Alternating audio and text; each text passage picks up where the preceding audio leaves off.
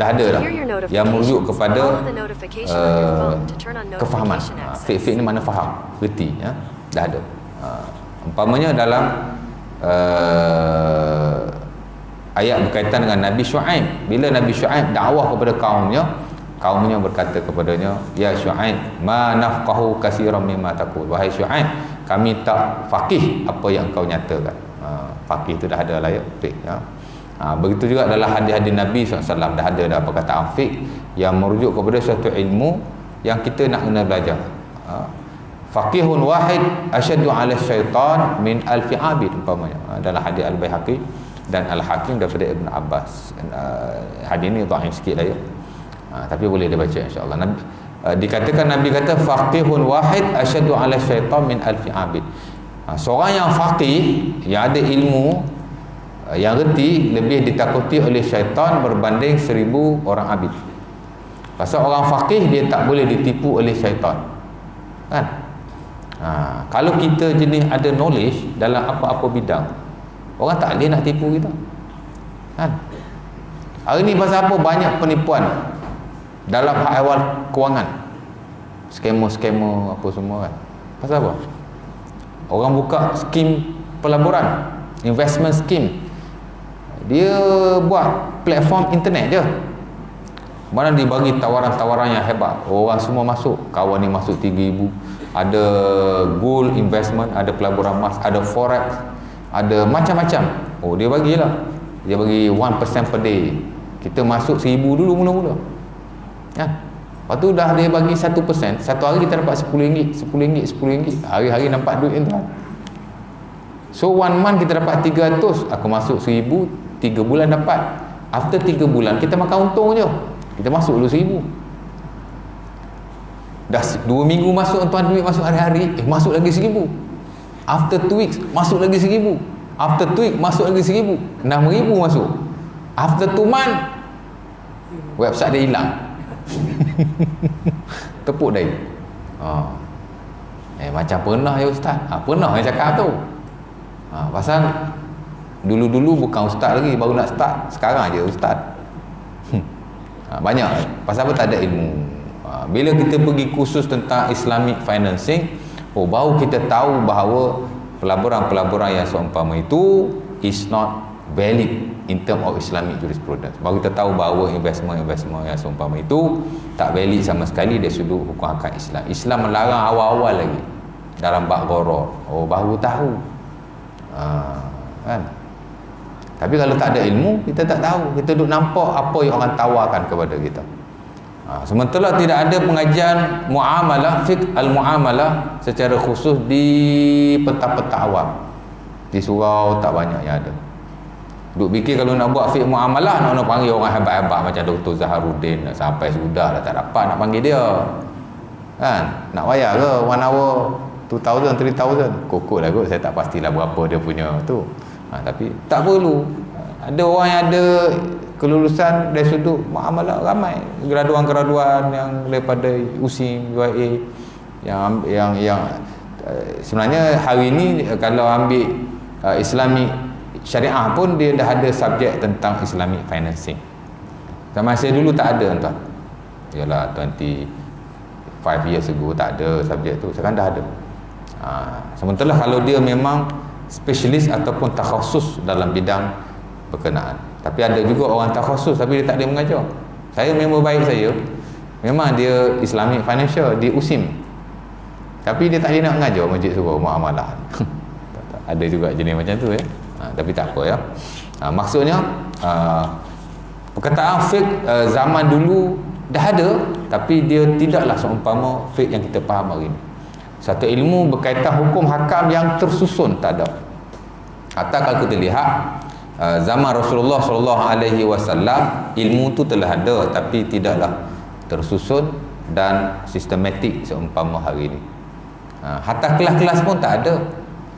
Nabi SAW bila nak mengajar sahabatnya, bukan ada hari Senin kuliah fiqh, hari Senin Nabi ajar pasal fiqh, hari Selasa Nabi ajar pasal hadis, tak ada. Sementara Rasulullah SAW ni he was a very busy man. Nabi ni very busy tuan, kan? Ada riwayat Nabi SAW, cucu dia mati pun dia tak ada nak tengok. Dah mati sakit baru pergi dah mati baru pergi tengok. Yang tuan-tuan, bila kita mendengar berita kematian, apa yang disunahkan kita baca? Al-Fatihah. In spesifik tak sunnah sebenarnya, sebab Nabi tak membaca sedemikian. Kalau kita tahu doa yang dibaca oleh Nabi, tak kala Al-Imam An-Nawawi dalam Al-Azkar, dia ada satu bab apa yang perlu kita baca bila kita mendengar kematian. Ada 3-4 doa yang disunahkan oleh Rasulullah SAW. Sebab tu ada satu surau, dia suruh saya ajar Al-Azkar. Kita zikir Manawi yang the best lah, the best and the big, mana muktabar lah kita kata kan. Sehingga ulama-ulama kita berpesan supaya kita belajar tentang zikir-zikir yang dihimpunkan oleh Al-Imam An-Nawawi rahimahullah dalam Al-Azkar. Baru kita akan nampak prinsip zikir macam mana, kepentingan zikir macam mana. Hatta saya sendiri dulu pun tuan-tuan, setelah saya baca Al-Azkar, rujuk dan melihat ceramah-ceramah ustaz-ustaz berkaitan dengan Al-Azkar, tapi bukan Malaysia lah ya, luar negara, tengok huraian satu persatu. Hari ni tuan-tuan nak belajar, guru tak semestinya yang duduk depan mata kita. Tuan-tuan buka YouTube, tuan-tuan boleh lihat ataupun dengar pengajian daripada sesiapa worldwide kan. Saya masa buat master dulu tuan-tuan, saya hari-hari 3-4 jam tengok ceramah daripada pensyarah di tanah Arab, pensyarah daripada universiti di Palestin, di Syria, di Mesir jaranglah saya tengok ya. Saudi tengok pasal tak cukup kita dengan kelas kita tak cukup ya. Nak kena tengok pasal depa lain. Balik pada yang tadi. Mana tadi? Kat mana tadi? Apa tadi je? Lupa dah. Kat mana tadi? Melencong pasal pensyarah tadi. Al-Azkar tadi kan. Baru saya tahu akan kepentingan zikir, lantas saya mengamalkan. Kalau zikir siang dan malam 20 minutes, memang baca zikir itu saja. After sembahyang subuh dah habis wirid, terus saya baca zikir pagi dan petang. Asbahna wa asbahal mulku lillah wal azamatu wasutulillah asbahna wa amsayna. Baca Allahumma anta rabbi la ilaha illa anta. 20 minutes saya spend hanya untuk membaca zikir siang dan malam. Sunat kita baca waktu pagi, sunat kita baca waktu petang. Waktu pagi after subuh, waktu petang after asar. Every day. Termasuklah auzubi kalimatillahi tammati min syarri ma khalaq 3 times. Bismillahirrahmanirrahim la yadurru ma ismihi syai'un fil ardi wala fis sama' 3 times. Kita rasa dekat dengan amalan Rasulullah SAW. Itu yang dibaca oleh baginda every day. Ada doa yang diriwayatkan Nabi baca lah, tapi tak berapa strict. Tapi ada doa yang diriwayatkan dan zikir yang very strict. Nabi tak pernah tinggal, Nabi tak pernah tinggal, Nabi tak pernah tinggal. Itu lagi best kita amalkan. Jadi baca ada satu surah panggil saya baca ajar Al-Azkar. Baru 4 kali kuliah dah ditangguhkan. Pasal apa? Pasal ada yang tak kena kan. Bila bersabit dengan zikir sikit sebanyak, memang ada menyentuh tentang amalan kita, confirm tuan-tuan. Pasal kalau kita lihat hari ni pun banyak benda merepek-repek, buka YouTube semua boleh tengok kan. Zikir meloncat, zikir menari, zikir Allah pelik-pelik. Jadi macam gigi. Pelik kan. Jadi banyak benda-benda yang tidak berasas kepada syarak sama sekali ya.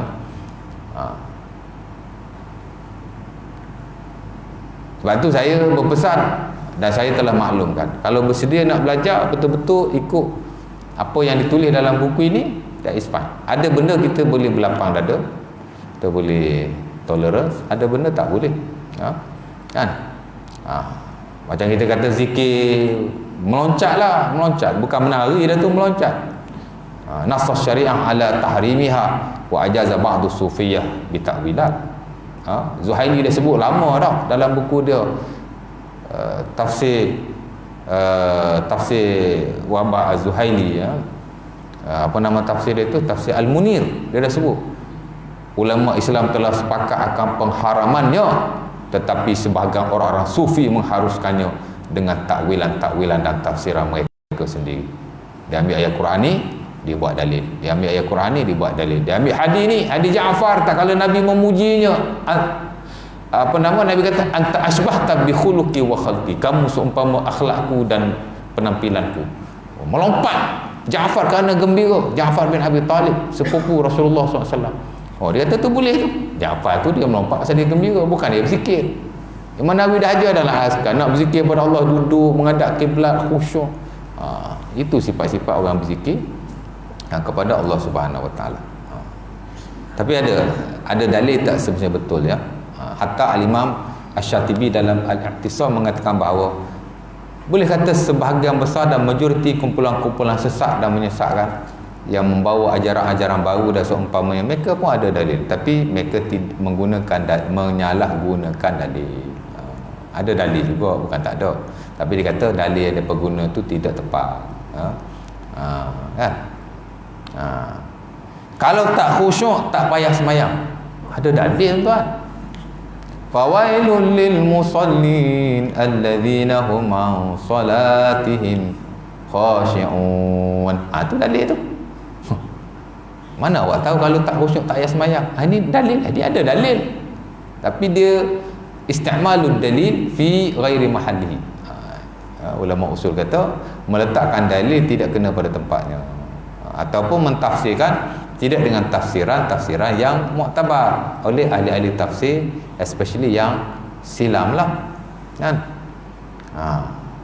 Neraka wil lah bagi orang-orang yang sembahyang yang tidak khusyuk. Fawailul lil musallin alladzina hum an salatihim sahun. Saya baca salah ayat Quran tadi. Ini betul. Alladzina hum an salatihim sahun, orang yang lalai dalam solatnya. Jadi dia kata tak khusyuk lah tu. Bukan. Maksudnya orang yang semayang masuk neraka tu macam mana? Dia semayang, tapi dia semayang ikut suka-suka dia. Ada masa dia semayang, ada masa dia tak semayang.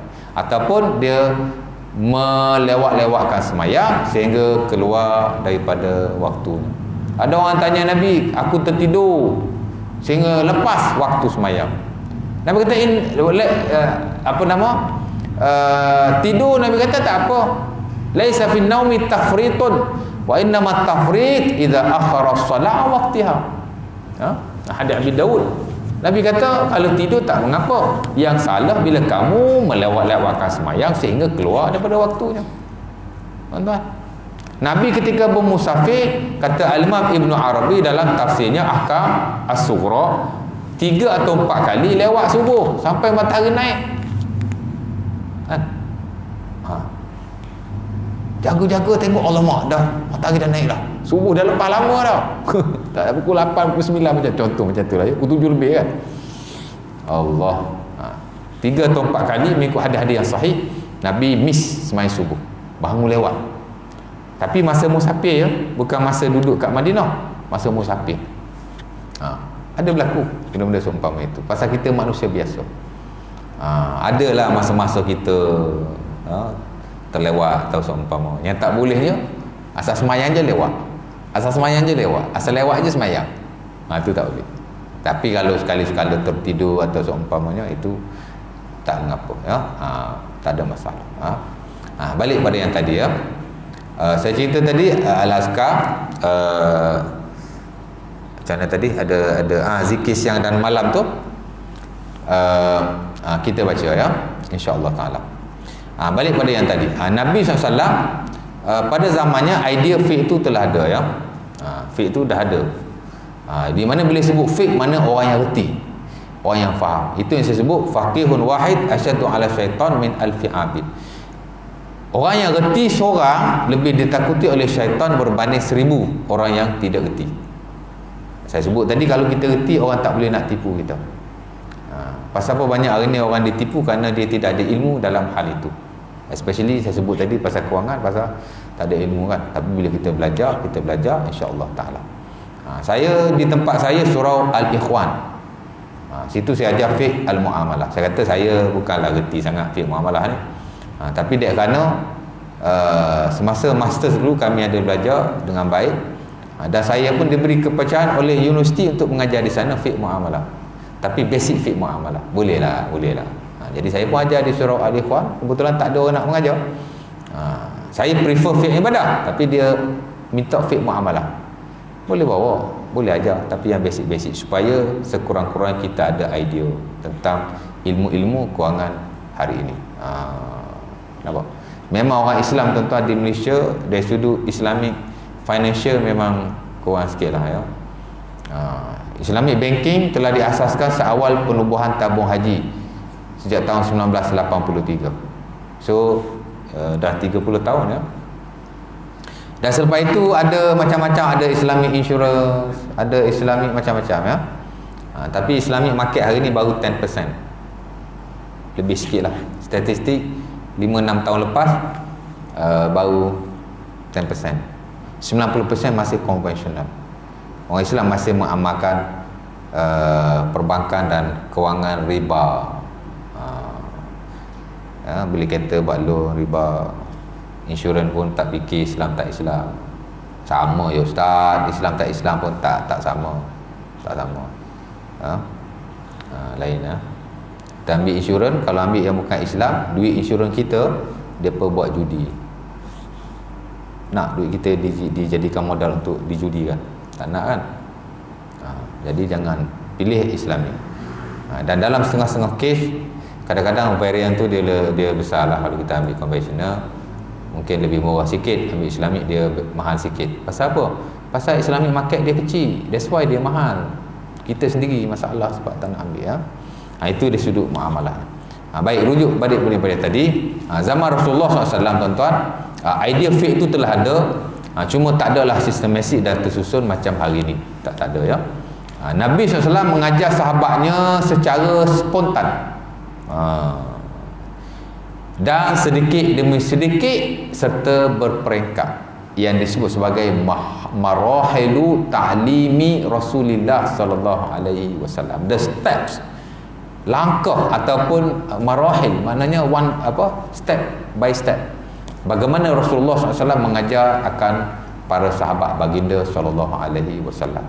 Ada kalanya Rasulullah ajar after sembahyang, Rasulullah beritahu. Ada macam bukan kelas lah, tapi ada sesi Rasulullah menyampaikan satu ilmu kepada sahabatnya. Tapi tidak secara regular. Pasal Nabi ni busy man. Nabi bayanglah tuan-tuan, dia pemerintah.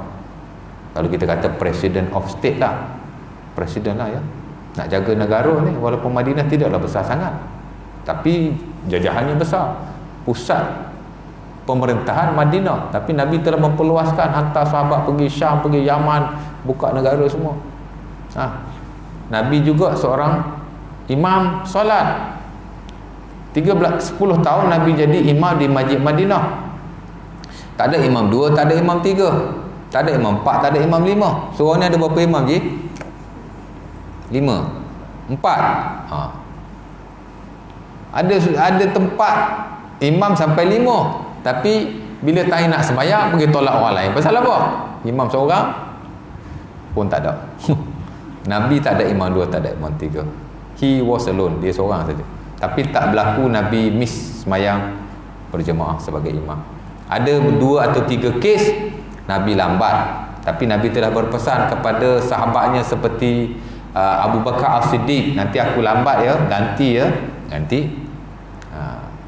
Ada juga sahabatnya, siapa lagi? Abdullah bin Zubair tak silap saya. Ada berlaku pertelingkahan Bani Auf. Nabi pergi selesaikan, lambat datang sembahyang. Nabi masuk jadi makmum kat belakang, masbuk. Bagus juga, ada hukum masbuk. Kalau Nabi sembahyang jadi imam saja, tak ada lah hukum masbuk. Nanti susah juga kita kan, nak kena jadi muafiq all the time. Sekali-sekali jadilah masbuk. Betul tak? Nabi isteri sampai 11 orang. Kita isteri seorang pun busy, isteri 2 lagi busy. Kita ada member, isteri 2, nak ajak minum pun susah kan? Masa dah tak ada. Sebab tu saya secara personal, tuan-tuan, saya mampu kahwin lebih daripada seorang. Boleh kahwin. Isteri bagi tak bagi tu belakang kira. Tapi fikir masa, Allah, masa tuan. Kalau saya kahwin seorang lagi, Tuan-tuan tak boleh dah nak panggil saya datang kuliah ni. Kan? Ada sahabat saya dia 3 isteri, tak 3 isteri, tapi dia businessman lah ya. Nak ajak minum pun susah. Busy dengan bisnes lagi, busy dengan isteri lagi. Oh, tak ada masa. Nabi 11 orang isteri. Pemerintah, imam, isteri. Nabi panglima perang. Perang-perang yang besar zaman Rasulullah SAW, Nabi tak pernah miss. 14 peperangan Nabi join. Duduk di barisan hadapan. Boleh kata semua peperangan yang besar-besar masa Nabi berada di Madinah tu Nabi tak pernah miss. Jadi Nabi seorang yang busy lah ya. Jadi tak boleh nak buat kelas-kelas umpama ini. Jadi Nabi ada masa dia ajar, dan kebiasaannya Nabi ajar secara spontan Dia panggil hands on. Mana ada masa ajar, ada masa tak ajar. Berlaku satu peristiwa, Nabi tegur dan Nabi betulkan. Nabi ajarlah ambil wuduk macam ni. Itu Nabi biarkan sahabatnya ambil wuduk. Ada berlaku kesilapan, Nabi tegur. Kan? Tak adalah Nabi follow up satu persatu sampai tak ada. Kan? Nabi ajar, kemudian Nabi tengoklah sahabat buat macam mana. Kalau berlaku ada kesilapan, Nabi akan tegur daripada satu masa kepada satu masa. Itu Nabi guide pada begitulah ya. Dan begitu juga sahabat-sahabat yang lain, mereka ajar sesama mereka. Orang mana tahu, ajar orang yang tidak tahu. Dia macam tu. Tidak ada satu ilmu yang disusun rapi. Tak ada buku. Zaman Rasulullah SAW belajar tak ada buku. Macam ni lah belajar, tak ada kitab. Kalau ada kitab pun ustaz je ada kitab. Anak murid tak ada buku. Tu balik kan. Kalau zaman kita kecil-kecil dulu, kita ada buku. Tok guru kita tak ada buku. Pasal tok guru ni tuan-tuan, dia berpegang al-ilmu fis sudur, laisa fis sutur. Ilmu di dada, bukan di buku. Jadi dia tak bawa buku. Dululah. Sekarang ustaz bawa buku, anak murid tak bawa buku.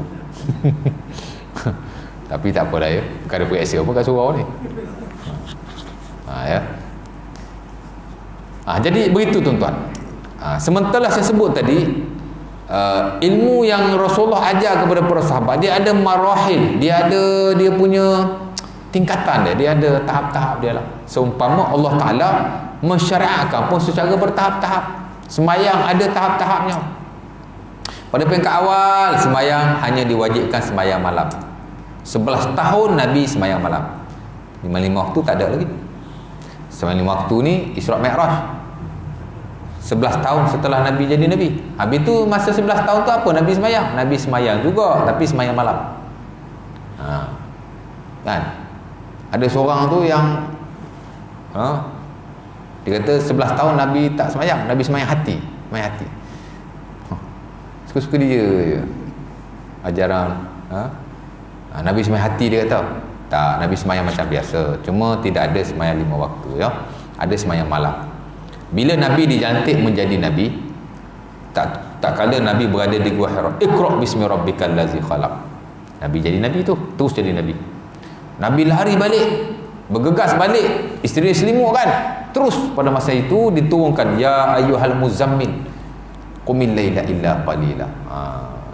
Diperintahkan sembahyang pada waktu Nabi dilantik menjadi Nabi dan Rasul. Tak adalah kata Allah Ta'ala lantik jadi Nabi, 1 year after that baru disuruh semayang. Tak ada. Nabi dilantik jadi Nabi di Gua Hira, lari balik rumah, terus dilantik menjadi Rasul at the same time, dan difardukan semayang, tapi semayang malam. Qumil laila illa qalila. Allah Ta'ala kata sembahyanglah malam walaupun sedikit.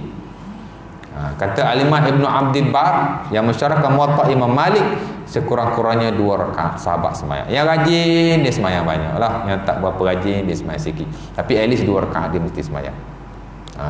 Ada tahap-tahapnya. Pada awalnya semayang basic saja, ada qiyam, ada rukuk, ada sujud, macam tu lah ya. Bacaan-bacaan sedikit demi sedikit, sedikit demi sedikit. Tasbih, tahmid. Mula-mula Nabi ajar satu zikir, kemudian zikir yang kedua, zikir yang ketiga, zikir yang keempat, macam itulah. Tapi kalau ingat semua zikir, kalau kita semayang seorang, boleh dibaca kesemuanya. Jangan ingat satu zikir daripada kita kecil sampai kita mati. Kan? Bila rokok aja subhana rabbiyal azim, subhana rabbiyal azim. Belajar fiqh, belajar dengan siapa? Ustaz Hasan. Takkan satu zikir situ je kot. Janganlah begitu, tambahlah zikir yang lain kan. Nabi mengajarkan banyak zikir kepada sahabatnya secara berperingkat-peringkat. Sebab tu bila Nabi wafat, Islam telah sempurna, kesemuanya telah sedia ada. Cuma kita lah nak belajar. Tapi kalau ingat satu pun tak salah. Yang kata saya kata salah pula, tidak salah. Cukup dah. Cuma kalau kita ingat hak lain tu lebih baik ya. Nampak? Susah tak nak apa dah berumur ni. Tak susah kan. Ada pertandingan menyanyi orang-orang veteran, dia boleh hafal lagu yang panjang-panjang. Menunjukkan orang yang sudah berusia pun masih ada kemampuan untuk menghafal. Itu hak paling, contoh paling simple yang saya boleh beri tuan-tuan. Hak lebih jelas lagi tuan-tuan, anak murid saya di universiti umur 60 tahun ambil diploma syariah di Open University. Anak murid saya yang paling tua lah. Dia bekas pegawai di Dewan Bahasa dan Pustaka. Orang yang berpengalaman, orang yang alim, tapi beragama tak ada ilmu. Jadi dia nak belajar balik. Saya amat respect kepada beliau. Rambut semua dah putih dah. Cucu dah 7 lah. Tapi belajar. Tapi bagus juga tuan. Kalau warga emas belajar di universiti ada diskaun 50%. Hari tu dia buat diskaun 70%. Kalau umur 70 tahun ke atas, lagi banyak diskaun. Bagi orang tua-tua je diskaun. Cudik betul mereka ni kan.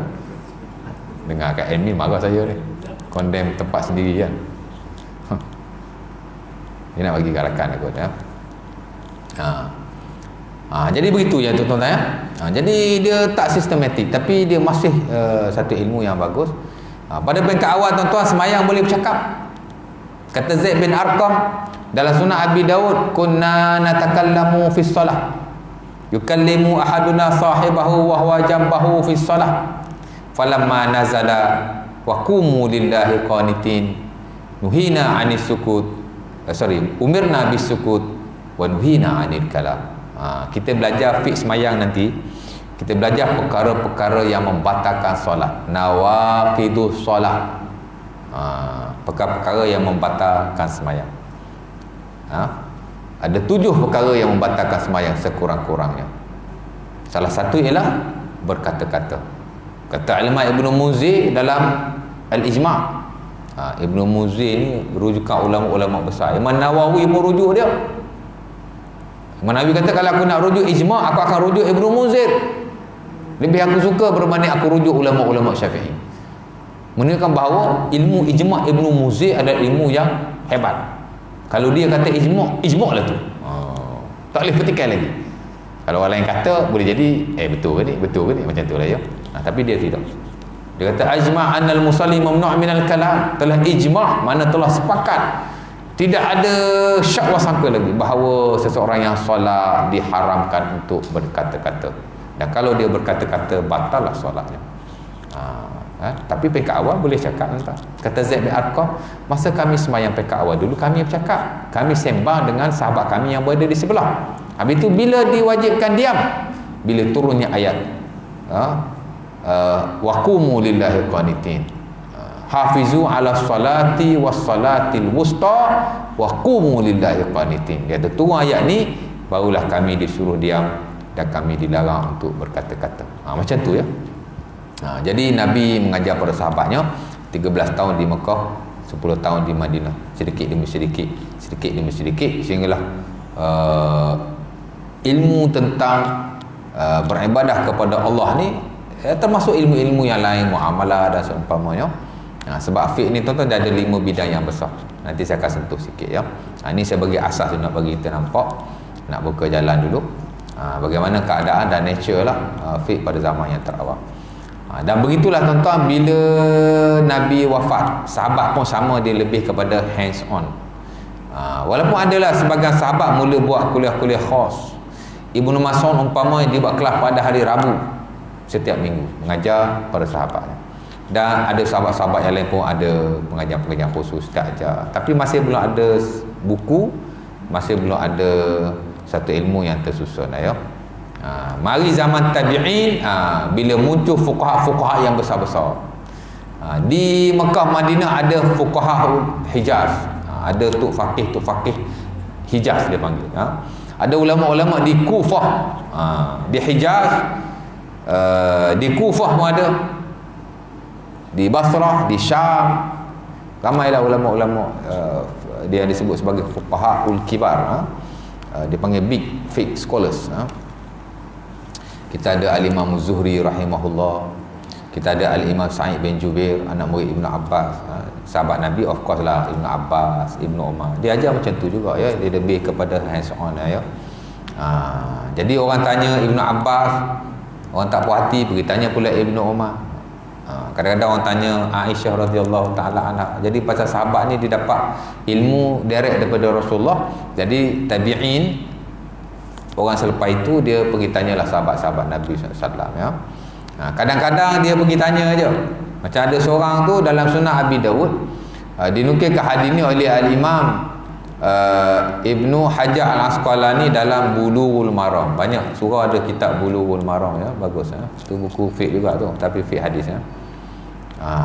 Ada surah banyak juga, ada syarah Bulughul Maram, nama dia Subulus Salam, Al-Imam As-San'ani rahimahullah.